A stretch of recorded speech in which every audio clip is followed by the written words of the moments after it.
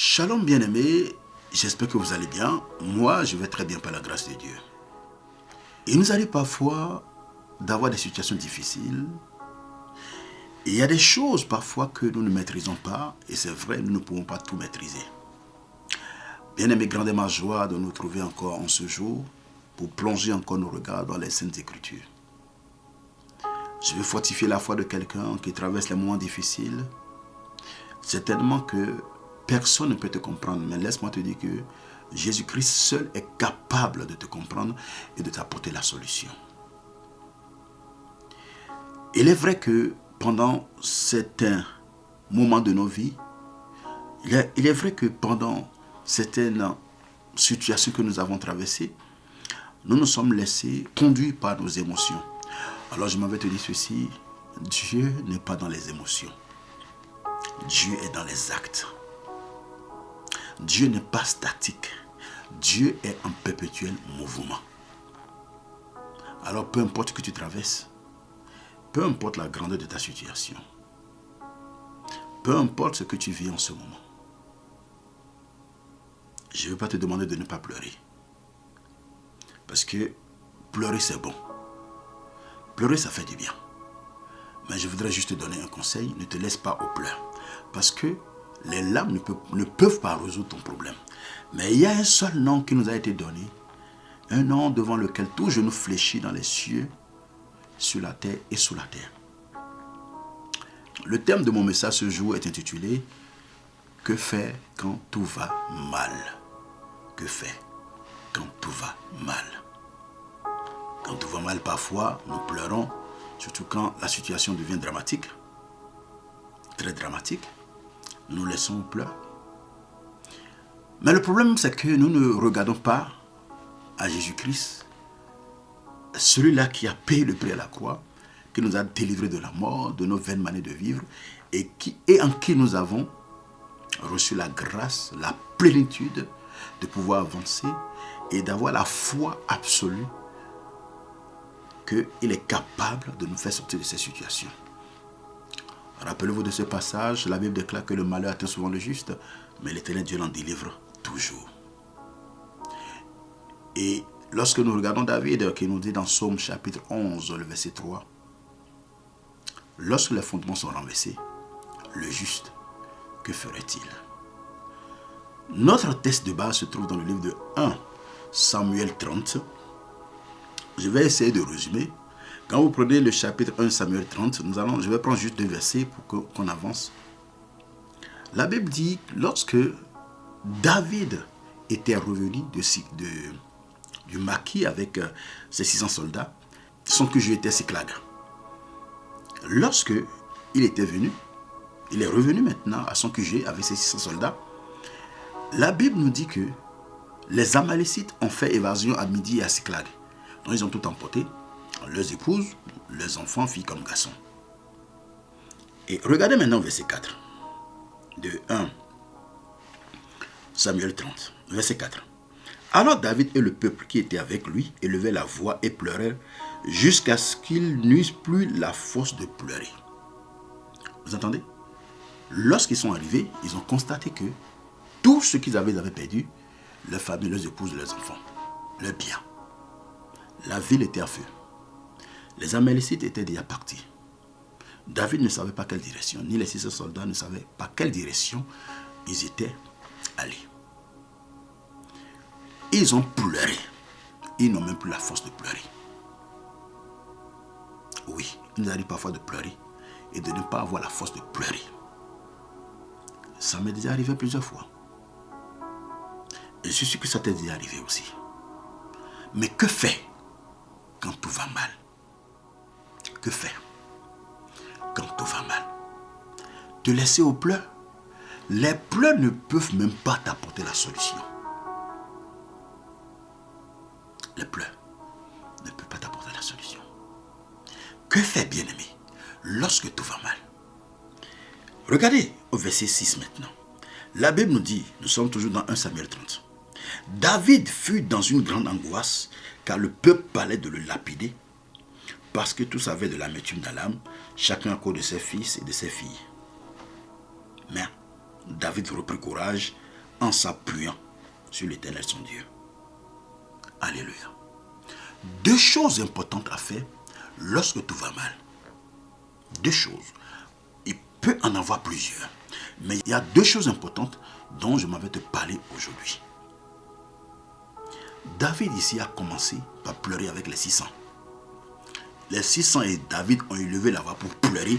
Et la Bible nous dit clairement que ils ont tellement pleuré au point où ils n'ont plus la force d'aller plus loin. Ils n'ont plus la force de pleurer. Mais au verset 6, on dit que David était dans l'angoisse parce que les 600 ont décidé de le lapider. Parce que c'est à cause de lui qu'ils ont pris leurs épouses, leurs fils et leurs filles et leurs biens.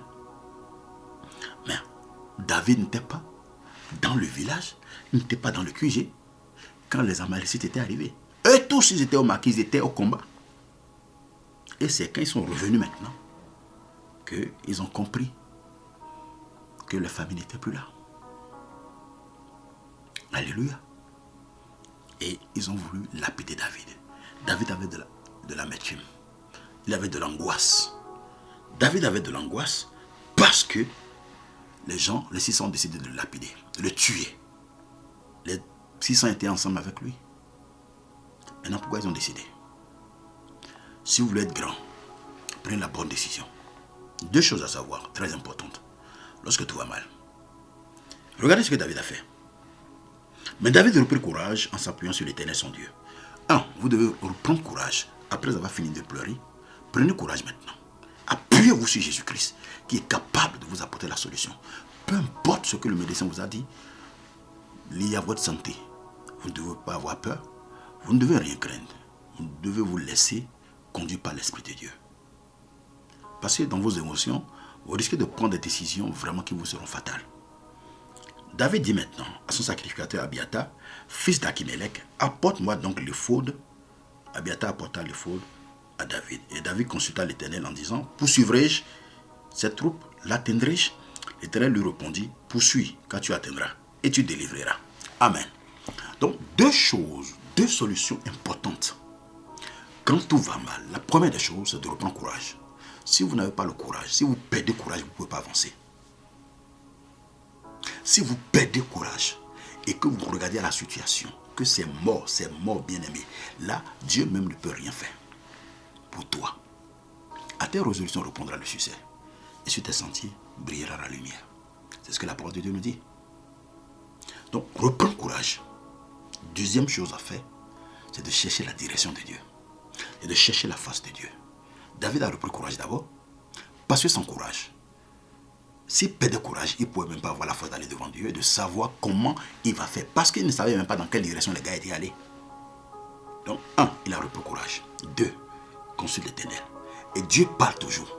La Bible nous dit que Dieu parle tantôt d'une manière, tantôt d'une autre, mais l'on n'y prend point garde.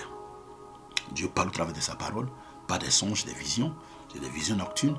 Dieu parle par personne interposée. Dieu parle par des situations que nous traversons. Écoutons le Seigneur par rapport à ce que nous traversons. Alors, tout n'est pas encore perdu. Pour ce divorce auquel tu es confronté, tout n'est pas encore perdu pour cette situation que tu traverses. Ne perds pas espoir. Reprends courage.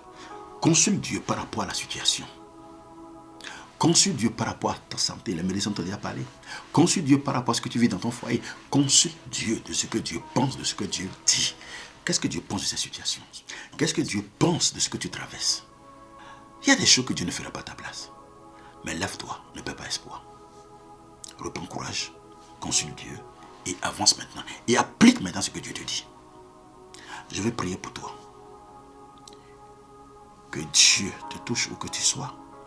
En ce moment que tu es en train d'écouter ce message, de tout ce que tu as pu vivre, de tout ce que tu as pu traverser, jusqu'à ce jour, que Dieu te délivre du filet de l'oiseleur, que Dieu te délivre de tout ce qui attaque, que Dieu te délivre de toute situation difficile que tu as pu supporter jusqu'à ce jour.